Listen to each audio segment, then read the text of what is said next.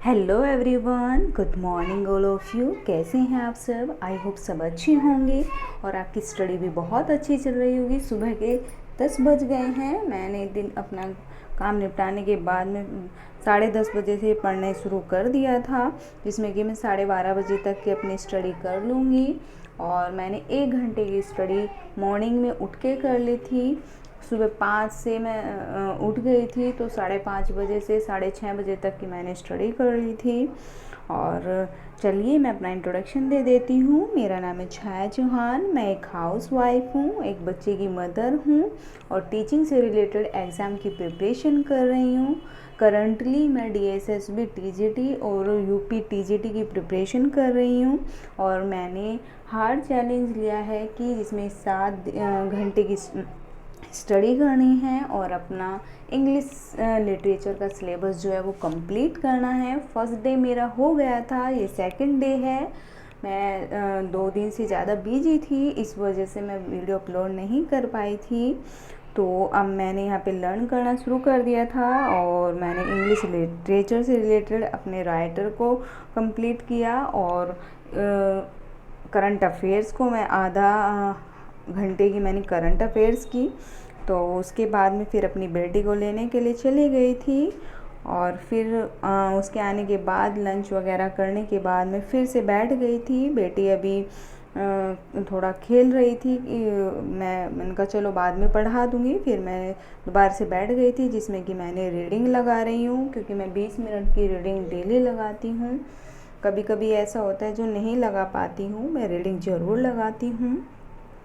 और ये हमारा टाइम है जिसमें कि हमें अपना यूज़ करना है। समय हमें अपने आप ही बदलना है, कोई हमें बदलने के लिए नहीं कहेगा। समय अच्छा अपने आप ही लेके आना होता है, कोई हमारे समय को अच्छा नहीं करेगा, क्योंकि हमें ही मेहनत करनी है। और मेहनत से ही जब हम अपने सपने को पूरा कर सकते हैं, जो हमने सपना देखा है। घर की जिम्मेदारियों के साथ साथ हमें अपनी स्टडी भी करनी होती है। पीछे बच्चों का शोर हो रहा है, क्योंकि बेटी के साथ अभी एक बच्चा खेल रहा है। मैं पहले वो नहीं रहते थे, अब यहाँ पड़ोस में एक बच्चा आ गया है, मुझे डिस्टर्बेंस सा होता है। क्योंकि वो अकेली खेलती थी तो कोई दिक्कत नहीं होती थी, दूसरे बच्चों के साथ खेलती है तो फिर डर रहता है गिरने का, चोट वोट लगने का। वो भी छोटा ही बच्चा है, उसको भी लग जाए तो माइंड डाइवर्ट सा रहने लगा है। पहले यहाँ पे अकेली रह के थी तो कोई दिक्कत नहीं थी, और अब उसका मैंगो खाने का मन हो गया है तो उसे मैंगो दे रही थी। और फिर मैं उसको भी लेके बैठूँगी, क्योंकि उसके भी एग्ज़ाम चल रहे हैं। तो अब वो भी पढ़ने बैठ गई है, वो खेल चुकी है। अब दूसरे पास के बच्चे के साथ खेलती है तो ज़्यादा शोर शराबा होता है, परेशानी होती है, मुझे डाइवर्ट सा होता है। अब ये अकेली रहती थी तो मुझे कोई प्रॉब्लम नहीं होती थी, लेकिन चलो जो भी है सिचुएशन को हमें ही खुद ही हैंडल करना होता है।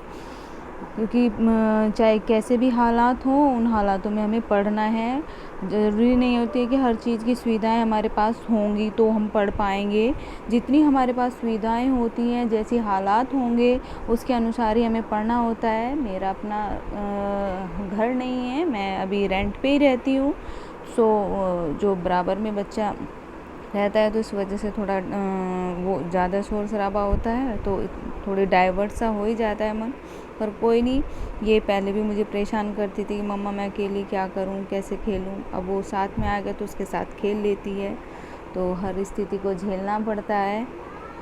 परिस्थितियाँ चाहे कैसी भी आएँ, उसके लिए मैं हमेशा एडजस्ट हो जाती हूँ। और सब कुछ हर चीज़ सब कुछ विरासत में नहीं मिलती है, तो मैं भी अपनी मेहनत में लगी हुई हूँ। देखती हूँ कब तक सक्सेसफुल होते हैं। मैं अपनी तरफ से पूरी मेहनत करती हूँ और शायद ही मैं आगे बढ़ पाऊँ। लास्ट अटेम्प्ट है UP TGT का भी और DSSB भी, क्योंकि कुछ स्थिति ऐसी होती है शायद आगे ना भर पाए। मैं 8 साल से स्टडी कर रही हूँ। 2016 से 18 तक मैंने B.Ed कर लिया था, और फिर उसके बाद 2019 में मैंने UP TET और CTET क्लियर किया था।